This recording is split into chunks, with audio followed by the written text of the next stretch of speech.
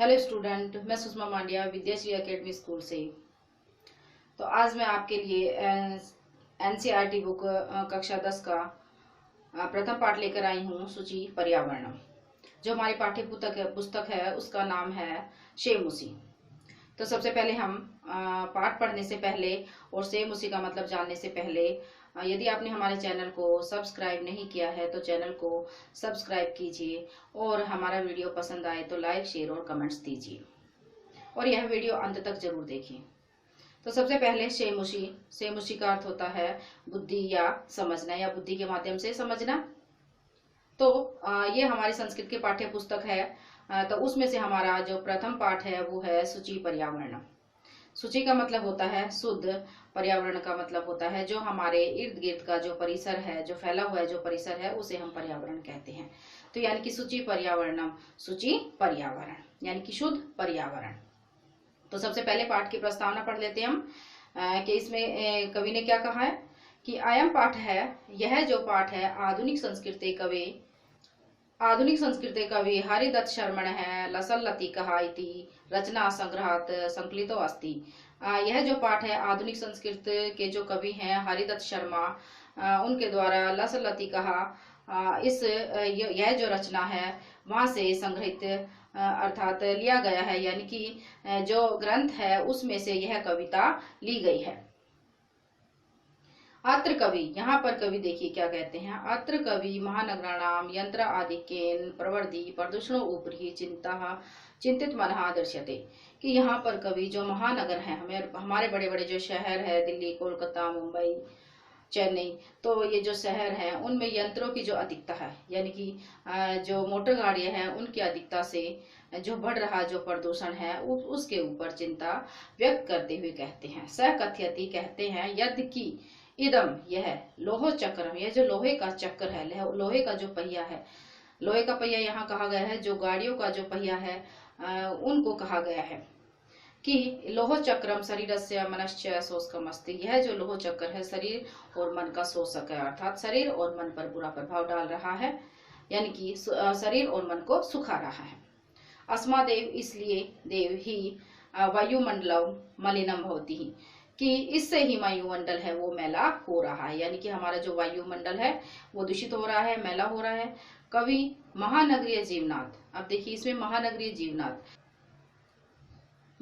जीवनाथ, अब हम इसका विच्छेद करके यानी कि अलग अलग इसको भागों में पढ़ सकते हैं, जिससे हमें अर्थ भी आसानी से समझ में आ सकता है जब कोई लंबा वाक्य होता है। तो अब जैसे देखिए इसमें महानगरीय जीवनाथ, कि महानगरीय जीवन से दूर, सुदूरम यानी कि दूर, नदी जहाँ पर नदी, निर्झर झरने, वृक्ष समूह, पेड़ों का समूह, लता कुंज, लताओं का कुंज या झुंड, पक्षी कुल कलरव है कुंजित, और जहाँ पक्षियों के चहकने की आवाजें यानी कि पक्षियों का शोरगुल हो, वन प्रदर्शन प्रति गमनाय अभिलषति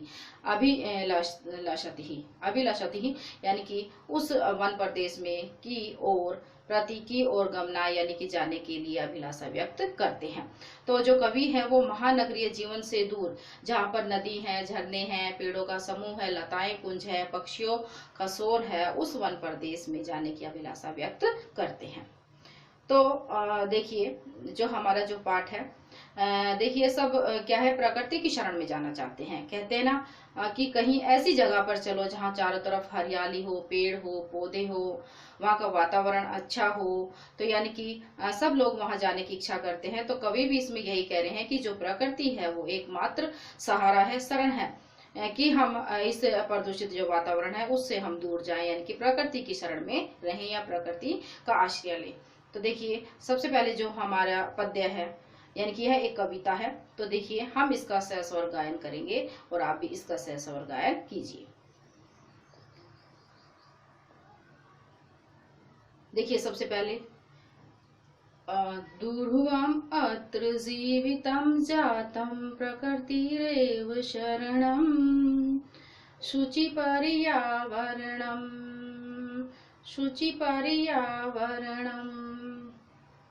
दुर्वम अत्र, सबसे पहले संधि विच्छेद देख लेते हैं शब्दों का। दुर्वम धन अत्र, दुर्वम यानी कि कठिन, अत्र यानी कि यहाँ, प्रकृति ही एव, प्रकृति ही विसर्ग यानी कि एव, प्रकृति ही रेव, इसमें भी संधि विच्छेद है। अब देखिए दुर्भम अत्र, अत्र यानी कि यहाँ, दुर्भम कठिन या दुर्भर, जीवितम जीवन, जातम हो गया है, प्रकृति रेव शरणम, प्रकृति ही शरण यानी कि सहारा या आश्रय है। तो कवि कह रहे हैं कि यहाँ पर जो है जीवन जीना कठिन हो गया है। यहाँ पर क्यों जीवन जीना कठिन हो गया है, कवि क्यों कह रहे हैं?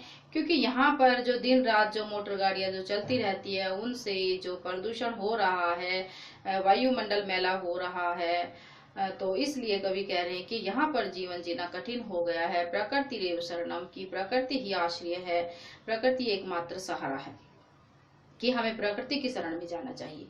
शुचि पर्यावरणम, पर्यावरण शुद्ध हो, अर्थात पर्यावरण शुद्ध होना चाहिए। अब है महानगर मध्ये चलदनिशं कालाश चक्रम, मनः शोषयत तनुः पेशयद भ्रमति सदा वक्रम, द्रुदान्त हि दशनहि यमुनः स्यानेव जनग्रश्नम्, शुचि पर्यावरणम, शुचि पर्यावरणम।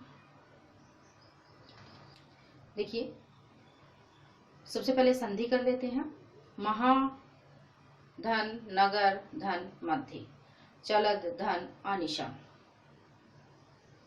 कालाश धनम, कालाश धन चक्रम, सचक्रम, कालाय धन सचक्रम, दुर्दान्त ही धन दशन ही धन अमुनः, स्यात् धन न धन एव, जन धन ग्रसनम।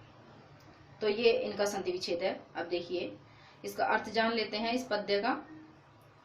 महानगर मध्य, कि महानगरों के बीच में, चलद निशम, चलता हुआ, अनिशम दिन और रात, कालाश चक्रम यानी कि जो लोहे का जो पहिया है, मन शोषियत मन का शोषण करता हुआ, तनु पेशियत शरीर को पीसता हुआ, भ्रमति सदा, भ्रमति घूमता है, सदा हमेशा, वक्रम टेढ़ा, दुर्दांत ही भयानक, दश नहीं दांतों से, अमुना इससे या इसके, स्यात् न एव नहीं हो, जनग्रसनम मानव का कल्याण, शुचि पर्यावरणम पर्यावरण शुद्ध हो।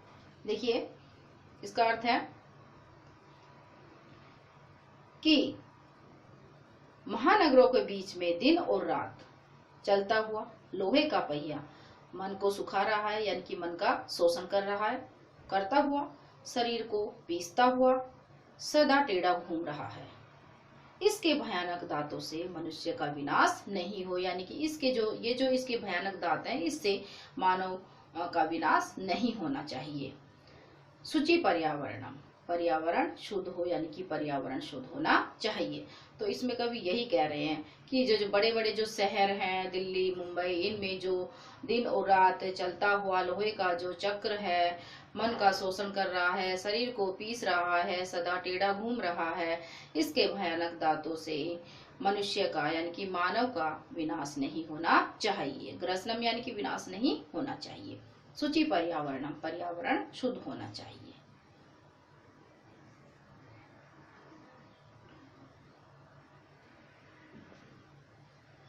अगला है, देखिए अगले में क्या कहा गया है कि जो सैकड़ों जो मोटर गाड़ियां हैं उनसे धुआं निकलता है, वो और जो रेलगाड़ी की जो पंक्ति है यानी कि रेलगाड़ी की अनंत जो पंक्तियां हैं वो दौड़ती हुई धुआंनम यानी कि शोर करती रहती है, तो उनमें चलना कठिन हो गया है। तो इसमें यही कहा गया है कवि ने। कवि देखिए इसमें क्या कहते हैं, देखो कजलमलिनं धूममुच्चन्ति शतशक्तियानं, वाष्प्यान्माला सन्धवति वितरन्ति ध्वानं, यानानां पङ्क्तयो अहन्तः कठिनं संसरणं, शुचि पर्यावरणं, शुचि पर्यावरणं।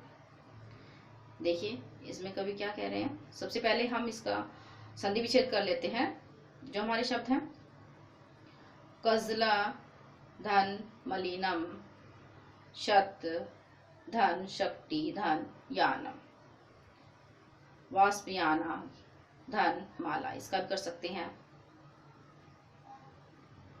सम धन शरणम, यानी कि देखिए कजलम मलिनम यानी कि काजल सा मैला धुआं या काजल के समान मैला, धूमम धुआं, मुच्चंती छोड़ती हैं, सतशक्तियानम सैकड़ों मोटर गाड़ियां। देखिए आज के समय में, आज का ऐसा युग है कि सभी लोगों के पास अपने अपने साधन होते हैं, अपने अपने पास गाड़ियां होती है, किसी के पास एक दो, किसी के पास दो होती है।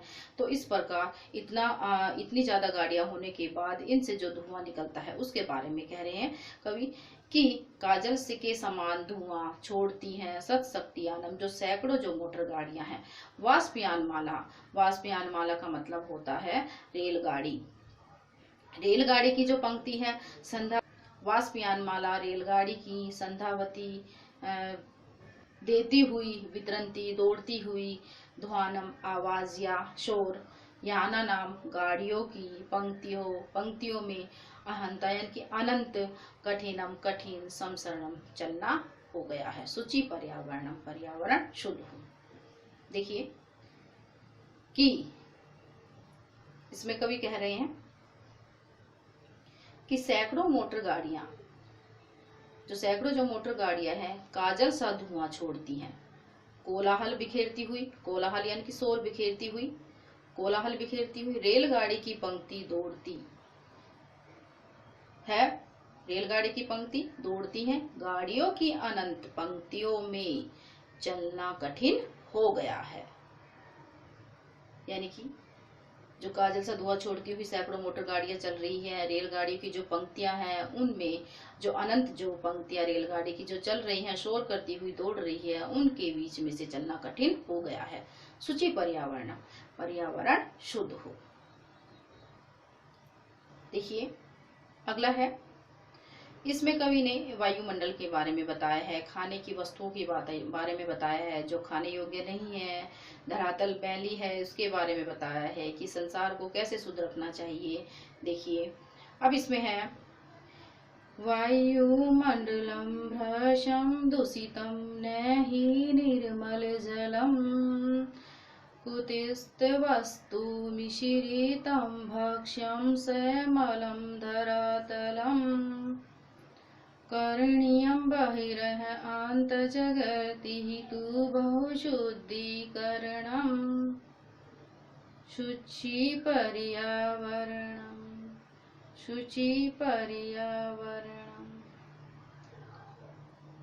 देखिए सबसे पहले संधि विच्छेद कर लेते हैं। इसमें कुतिस्त धन, वस्तु धन, मिश्रितम और बहि धन, अंतः धन, जगति ही, शुद्धि ही धन, करणम। यहाँ पर हम कर सकते हैं संधि विच्छेद।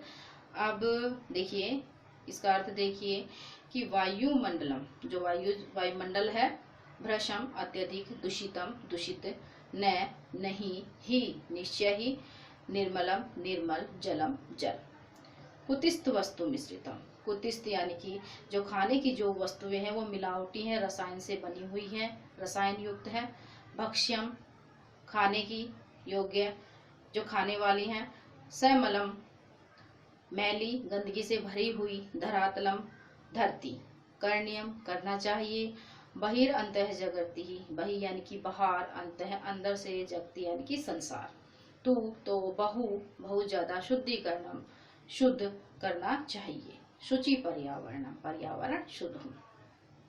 तो इसमें कवि कह रहे हैं देखिए कि निश्चय ही वायुमंडल अत्यधिक दूषित हो गया है, कि निश्चय ही अत्यधिक दूषित वायुमंडल है, निर्मल जल भी नहीं है, कुतिस्त वस्तुओं से मिले हुए खाने के पदार्थ हैं, यानी कि रसायन वस्तुओं से मिले हुए खाने के पदार्थ हैं, गंदगी से भरी हुई धरती को साफ सुथरा करना चाहिए, संसार में अंदर और बाहरी शुद्धिकरण करना चाहिए, यानी कि संसार को अंदर से और बाहर से शुद्धिकरण यानी कि उसका शुद्धिकरण करना चाहिए, शुचि पर्यावरण पर्यावरण शुद्ध हो, यानी कि पर्यावरण शुद्ध होना चाहिए। तो इसमें कवि यही कह रहे हैं कि वायुमंडल भी अत्यधिक दूषित है, जल भी निर्मल नहीं है, कि निश्चय ही वायुमंडल दूषित है, जल भी निर्मल नहीं है, खाने के जो रसायन से युक्त खाद्य पदार्थ हैं वो मिलावटी हैं, धरती क्या है, मैली है, गंदगी से भरी हुई है, और इस संसार को अंदर और बाहर से इसका स्वच्छीकरण यानी कि साफ रखना चाहिए, यानी कि शुद्धिकरण करना चाहिए। पर्यावरण शुद्ध हो यानी कि पर्यावरण शुद्ध होना चाहिए।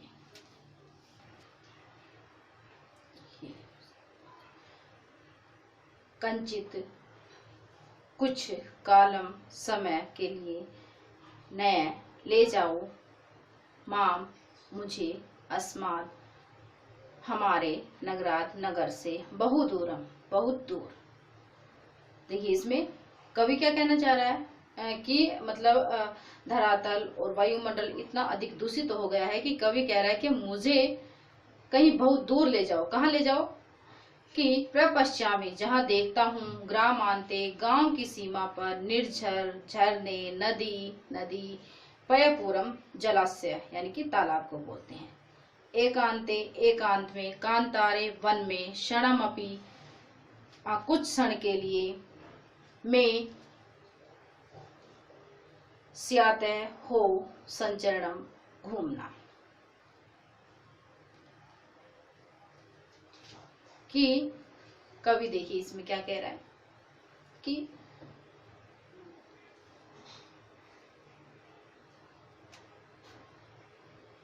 कि हमारे गांव से मुझे कुछ समय के लिए, हमारे नगर से बहुत दूर कुछ समय के लिए ले जाओ। देखिए कहाँ जाना चाहता है कवि कि गांव की सीमा पर झरने, गांव की सीमा पर झरने नदी तालाब देखता हूँ, वहां एकांत में उस वन में कुछ समय के लिए मेरा घूमना हो, अर्थात वहां कुछ क्षण भर के लिए मैं घूमना चाहता हूँ। शुचि पर्यावरणम पर्यावरण शुद्ध हो, कि कवि शहर से दूर जाना चाहता है, कह रहा है कि मुझे ले चलो वहां ऐसे जगह पर, ऐसे गांव में जाना चाहता हूँ कि गांव की सीमा पर मैं झरने नदी तालाब देखता हूँ और एकांत में क्षण भर के लिए कुछ समय के लिए उस वन में वहां मेरा घूमना हो, अर्थात मैं घूमना चाहता हूँ।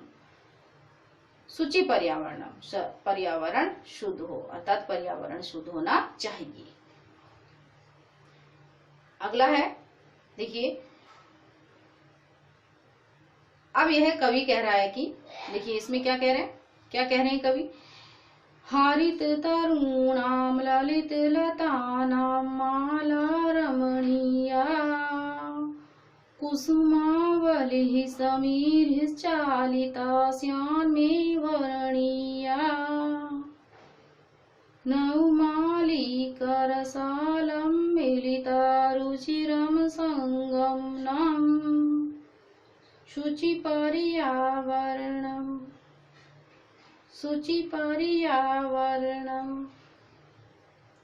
देखिए सबसे पहले संधि विच्छेद कर लेते हैं। हरित धन तरुणा नाम, यहाँ भी हो सकता है ललित धन लता नाम, कुसुम धन आवली, समीर धन चालिता, नव धन मालिका। अब देखिए इसका मतलब क्या है, इसके अर्थों को समझेंगे। हरित तरुणाम, हरित यानी कि हरे, तरुणाम पेड़ों की, ललित लता नाम, ललित लता नाम सुंदर लताओं से, माला जो माला है, रमणीय है, सुंदर है, कि अच्छी लगने वाली है, कुसुमावली फूलों की जो पंक्ति है, अवली यानी कि पंक्ति समूह के फूलों की जो पंक्ति है, समीर चालिता हवा से हिलाई गई है, समीर यानी कि हवा, चालिता चलाई गई है, श्यान में हो, वर्णिया ग्रहण करने योग्य हो। नवमालिका, नवमालिका कहते हैं जो नई जो कोपल होती है, नए पत्ते जो आते हैं। रसालम आम, मिलिता मिलना, रुचिरम अच्छा, संगमनम यानी कि उनका संगम। शुचि पर्यावरणम, देखिए इसमें कवि क्या कह रहे हैं कि हरे पेड़ों की सुंदर लताओं की जो रमणीय माला है, सुंदर लगने वाली जो माला है, और हवा से चल कुसुमावली समीर चालिता श्यानवे पर्णिया, यानी कि हवा से चलाई गई फूलों की जो पंक्ति है वह ग्रहण करने योग्य है। नव मालिका रसालम मिलिता रुचिरम संगमनम, की मिली हुई नव मालिका जो नई कोपल है और आम का जो सुंदर संगम हो, यानी कि आम का जो मिलना है, यानी कि रसाल यानी कि आम का और नई जो मालिका है उनका जो मिलना है, रुचिरम संगम यानी कि उनका जो संगम है सुंदर है, अच्छा है, यानी कि वो अच्छे लग रही है, उनका जो मिलना है, उनका जो संगम हो रहा है वह अच्छा लग रहा है। शुचि पर्यावरणम, पर्यावरण शुद्ध हो, कि पर्यावरण शुद्ध होना चाहिए।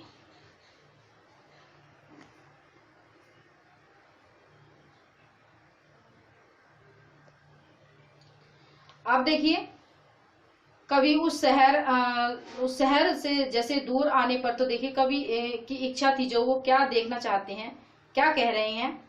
अब इसमें अगले में देखिए क्या कहना चाहते हैं कि आई चले बंद हो खग कुल कलरव गुंजित वन देशम, पूर कलरव संभ्रमित जनभ्यो द्रुत सुख संदेशम, चाक्षिक्य जालम नो कुरिया जीवित रसहरणम, शुचि पर्यावरणम, शुचि पर्यावरणम। देखिए सबसे पहले इसमें संधि विच्छेद देख लेते हैं। खग,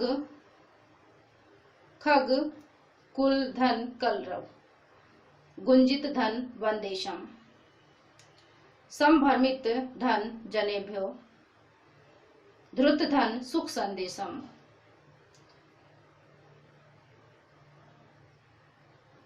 चाक धन चिक्य जालम, कर सकते हैं हम इसको। कुर्यात धन जीवित धन रस धन हरणम।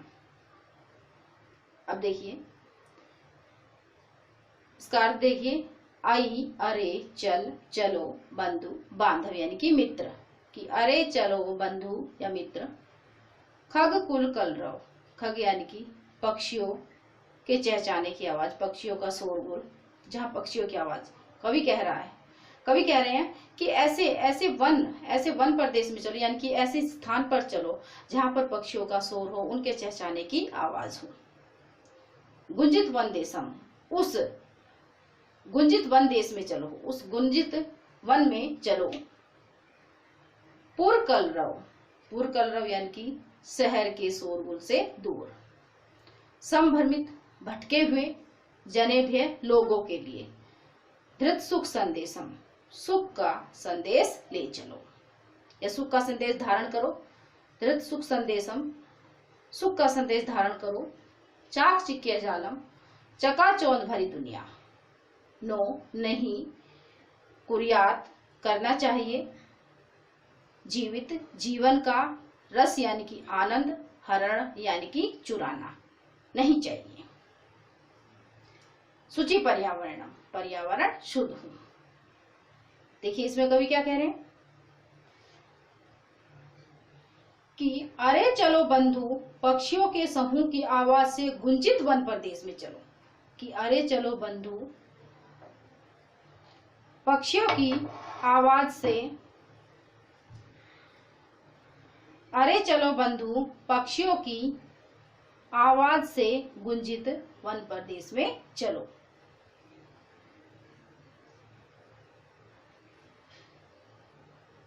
शहर के शोर से दूर भटके हुए लोगों के लिए सुख का संदेश धारण करो, अर्थात जो शहर के शोर से जो लोग भटक गए हैं उनके लिए सुख संदेश यानी कि सुख का संदेश धारण करो।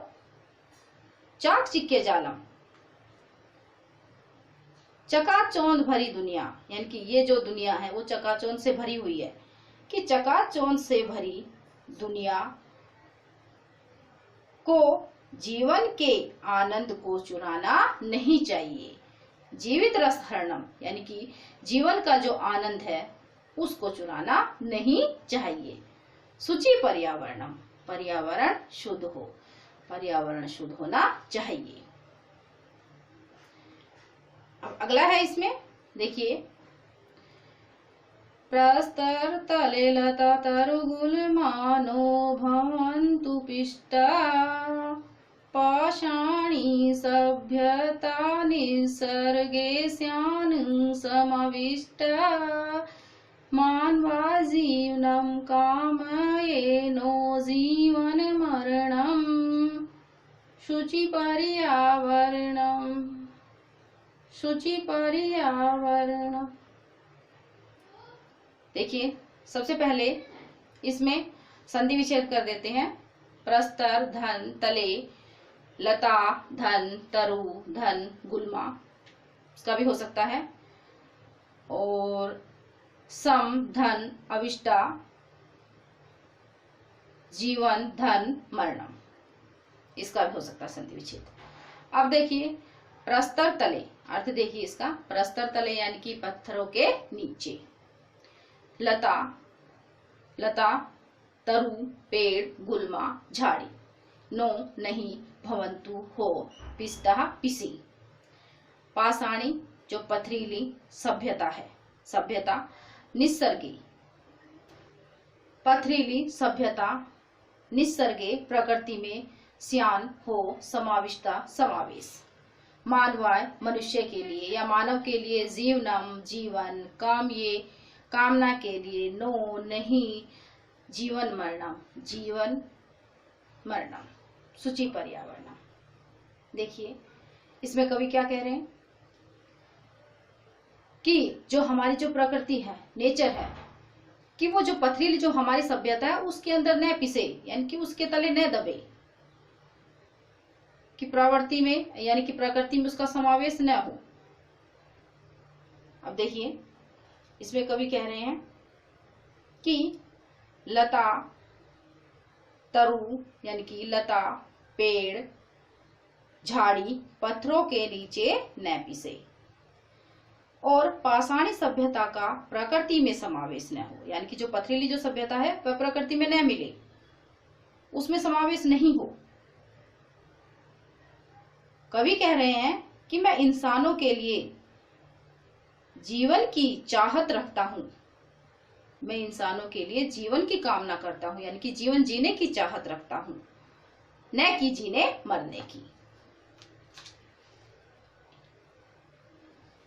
शुचि पर्यावरण, पर्यावरण शुद्ध हो, अर्थात पर्यावरण शुद्ध होना चाहिए।